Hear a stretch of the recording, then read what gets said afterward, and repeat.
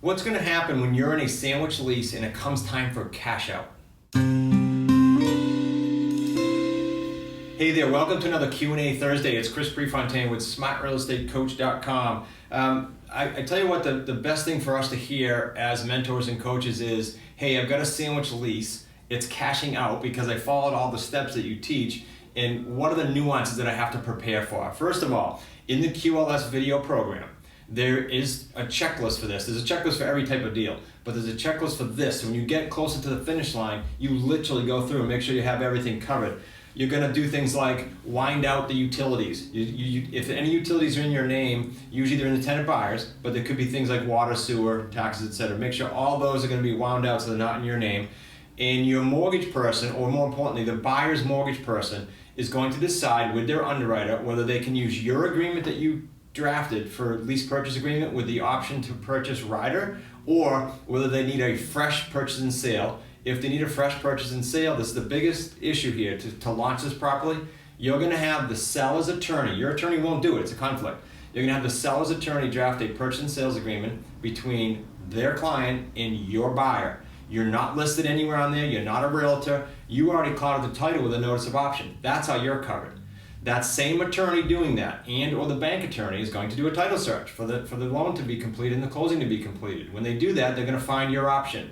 In our opinion, you should have your attorney, instead of you, deal directly with the seller's attorney and get the release for the notice of option. This assures, in my opinion, that you're going to get paid. It's more professional. So we have Adam, our attorney, call the seller's attorney or the bank attorney and say, look, the title search is going to show my client's notice of option. I'm going to prepare a release. I will prepare that release after we go through the settlement statement or the HUD-1 or whatever they call it in your marketplace. Why? There are all kinds of nuances on the settlement statement that you've got to watch out for that attorneys are not used to doing. Typically in a conventional deal, the taxes are covered up until closing by the seller. That's not the case here. They're covered by the buyer. So that could be money that you're missing on that settlement statement to the tune of thousands of dollars. Okay, so that's why it's important you involve the attorneys. You can also, once that purchase and sales is done, look at the contingency dates. You're kind of running this deal still. What's the contingency dates for the financing? What's the contingency dates for any other criteria that the bank has imposed on the buyer? And by the way, when the bank imposes, hey, if it's a government loan, for example, I need this fixed or I need the payment fixed, that's not you. That's not your seller, that's your buyer. Remember, they're responsible in the home to do all repairs while they live there. So anything the bank requires, they're going to do to make sure it gets to the closing table.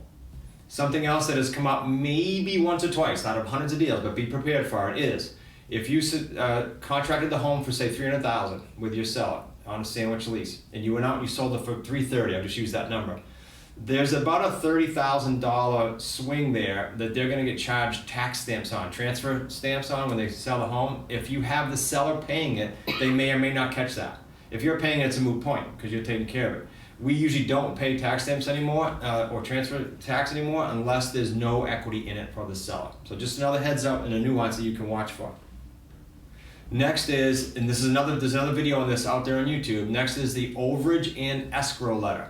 When whoever is handling the funding at the time of that closing sends in the final wire or final check to the bank for the mortgage payoff, two things happen. They balance the escrow out, there may be an overage, and they also overpay on the per diem, the daily interest, by which they're going to pay that loan off in case it's a day or so late being applied. They won't screw up the closing. So there's always going to be a surplus is what I'm getting at. And who wants that check? You deserve that check. Where's it going to go if you don't send this overage letter and escrow letter? It's going to go to your seller in the mail. Then your seller's probably not going to call you. So make sure you have that in place. These are all on the checklist, guys. I just wanted to give you a heads up. Don't let this thing go to closing all on its own and think it's going to be all peachy. There are going to be some nuances. You've got to get used to running it. And lean on us, certainly, if you're an associate. And if you're not an associate, get these questions answered by support@smartrealestatecoach.com. Appreciate you tuning in. That was quite a detailed one. I know it's going to spark other questions. Jot them down right here wherever you're watching this video, or more importantly, for something this detailed, come to our Wicked Smart Sit Down the third Thursday of every month on a live Zoom platform. You get to be on audio or video, and you get to ask these type of questions and brainstorm them with us and go back and forth versus waiting for the next video to come out. Look forward to seeing you on the next Wicked Smart Sit Down on the third Thursday of the month.